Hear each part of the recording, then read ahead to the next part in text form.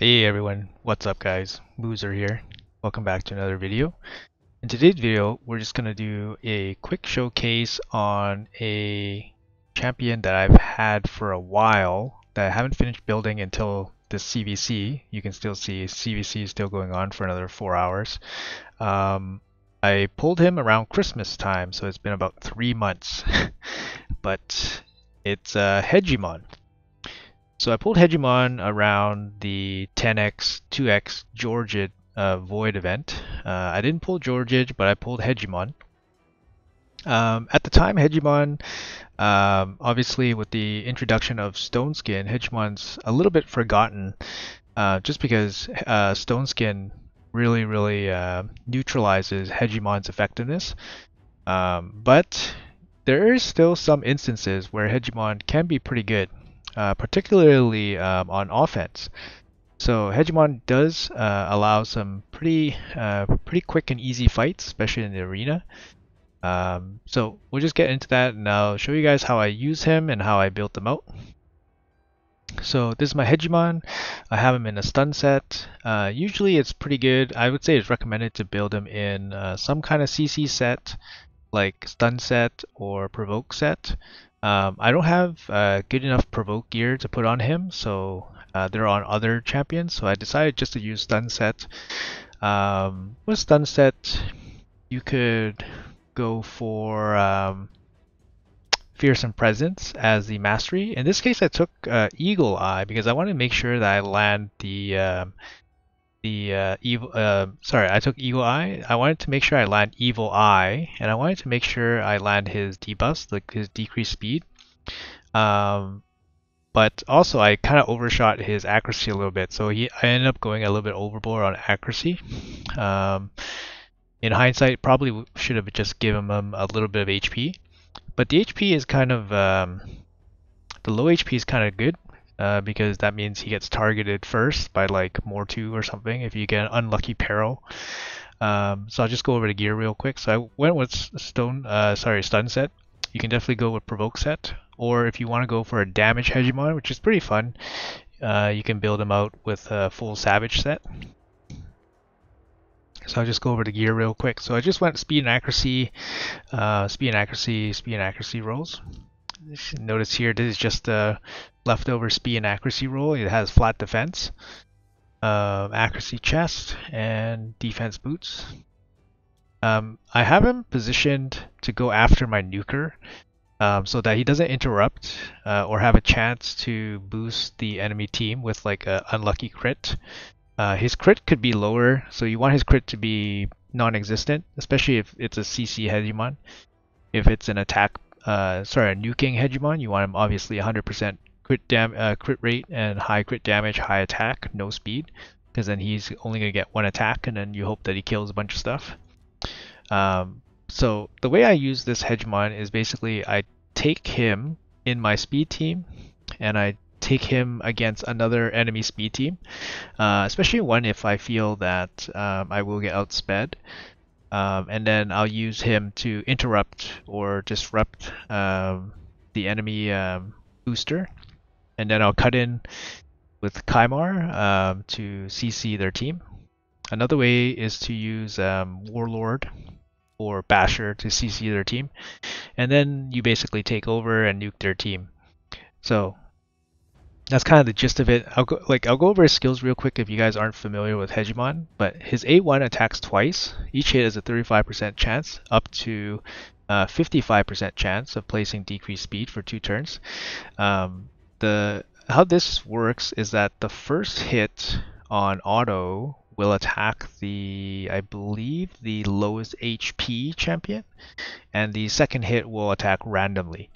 So if you auto attack into another team, this might hit, for example, like the booster or the second booster, and then you'll be able to cut in after they get hit with a decreased speed, and also the Evil Eye Mastery will decrease their turn meter by 20%. The A1, even though it's a double hit, it counts as a single target hit. So it's kind of nice. So that's kind of how he allows you to cut in.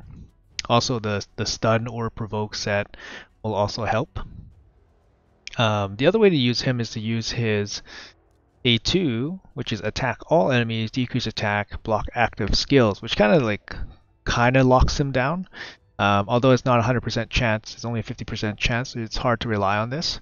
If you have a provoke set or a stun set, you can also CC them that way. But the problem here is in the current meta, Stone Skin exists.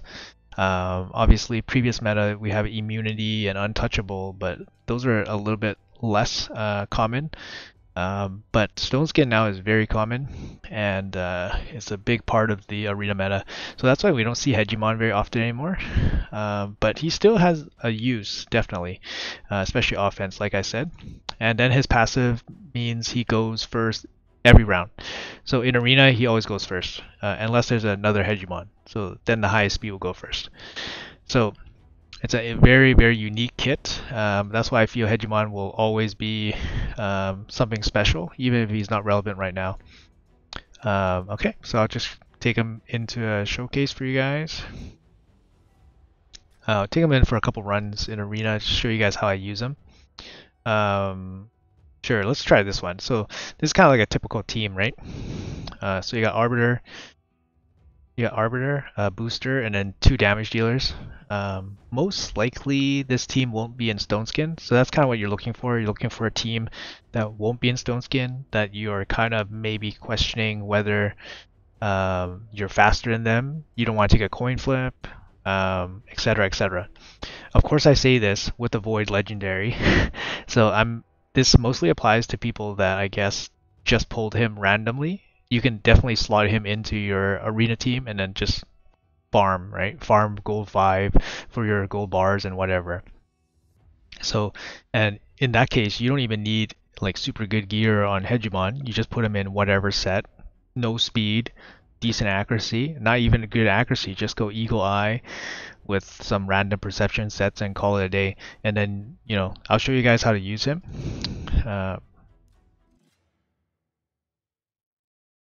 So here I take him off auto, just because on auto he will attack the lowest HP with the A1, but off auto, so you want to do A1, his booster. You can kind of tell like my Arbiter right here has a higher turn meter than his Arbiter. So in a regular match, I would go first.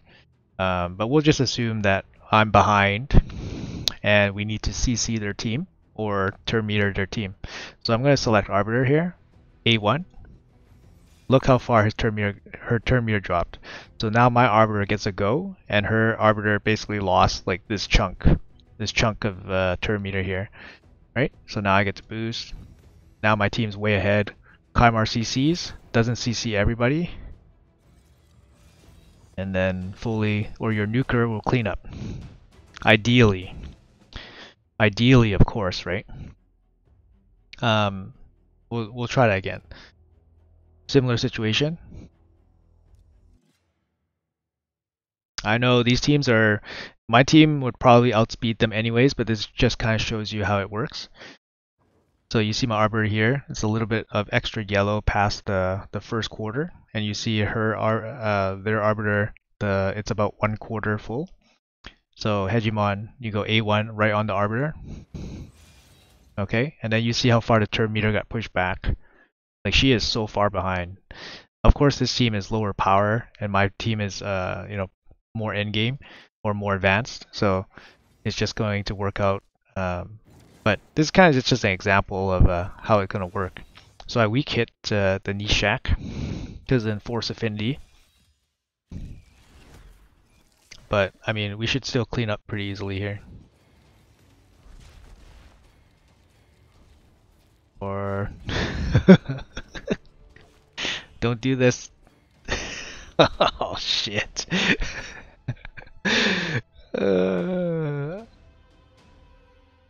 Alright. Like, if I was like playing a little bit more seriously, obviously I take a different nuker in to kill a force affinity champion. Okay, it's all good. We'll go back into this team again, and then we'll try the A2 this time and see how it works.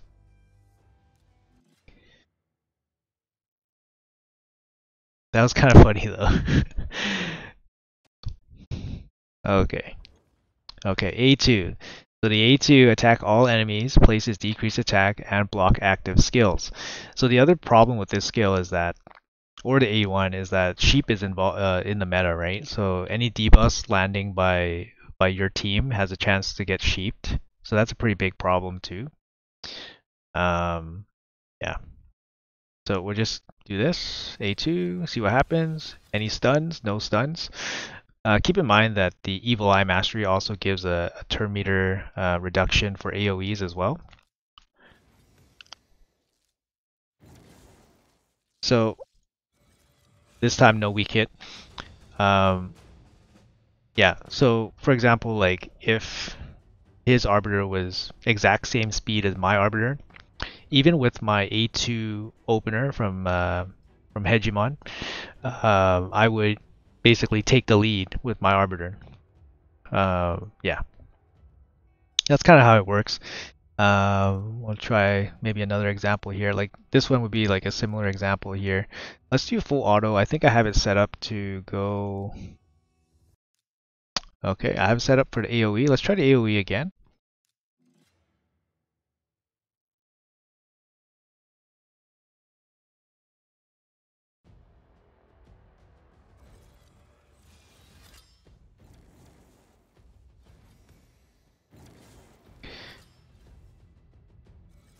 Yeah. So pretty straightforward, right? And like if their arbiter was faster, then I have a chance to cut in by basically turn meter dropping her and then letting my arbiter cut in. Yeah, and if you guys have like if you guys want to build like a nuke Hegemon, it's actually pretty fun too. So you just go in against weaker teams and then one shot them and leave. And then I mean that would be like a 3-second farm, which is kind of cool. If you guys want like a faster option. We'll do, let's do, so your second tier champion would always be, sorry, your second champion would be Arbiter, so Hegemon into Arbiter. And then you would need some kind of crowd control champion, so it could be Kymar, could be Warlord, it could be Basher, it could be a provoke champion like Crisp, Biz6, like whatever. Yeah, or another turn meter booster like Lysandra, so you could like basically speed up right into your nuker. So just a basic speed team. So let's try this team. He's got a better aura, so we'll see where it goes.